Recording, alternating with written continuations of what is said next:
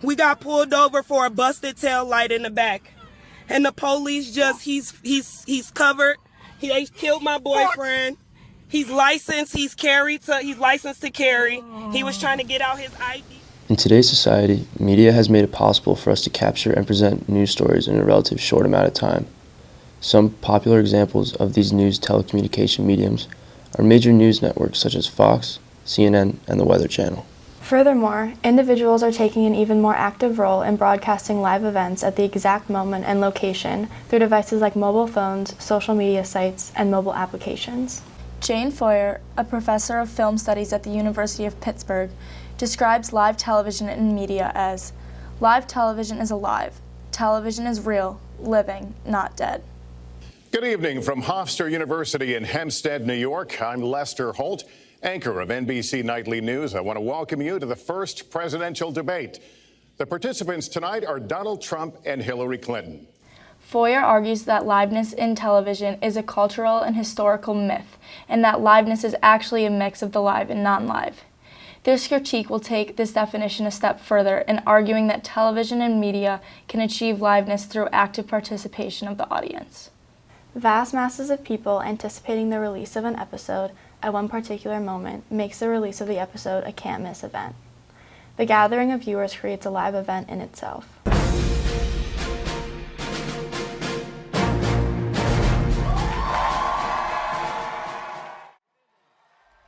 Saturday Night Live has created a weekly hype event for over 40 years. Every Saturday night, masses of people tune in to watch satirical skits put on by the cast. A large proportion of the skits that are being performed are satirical critiques or interpretations of real current news stories. One could say that viewers are tuning in consistently to get a break from the seriousness and tragedy of everyday newsreel.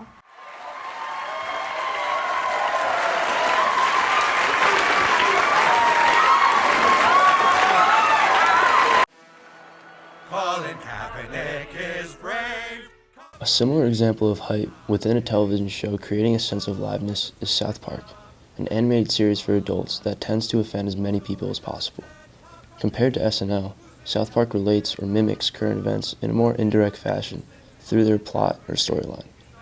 The show has become popular by creating hype through mimicking events that are familiar with or directly affect their audience. A more recent example of how South Park's episodes reflect real-life events is their 2016 electoral episode, where both Secretary Clinton and Mr. Trump were represented as more comical characters with serious flaws. Like Saturday Night Live, South Park draws on an audience because of its satirical commentary on current events. She's the one who at least has some experience. She's not as bad as you think, I promise. And unlike me, she's actually capable of running this country. My opponent is a liar and he cannot be trusted. No! Oh my God, she is such a turd sandwich. In contrast, hype can also be created when an audience is attracted for the shocking nature of the violence that some television shows portray. Jean-Louis Baudry, a well-known film theorist, explains that in the presence of a third party, we find assurance in the identification with the image of our own body. In Game of Thrones, the audience identifies with the characters in the show, making their deaths an important event and thus drawing an audience.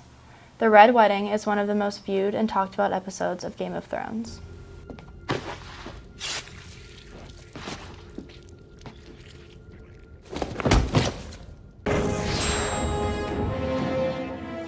Game of Thrones throws a lot at you. A lot of people. We're here to help. A lot of death. Okay, so every episode you might be watching the show and somebody gets a little bit more. The hype around this episode also drew people to watch After the Thrones, which presents its viewers with weekly reports on individual episodes immediately following premiered episodes of Game of Thrones.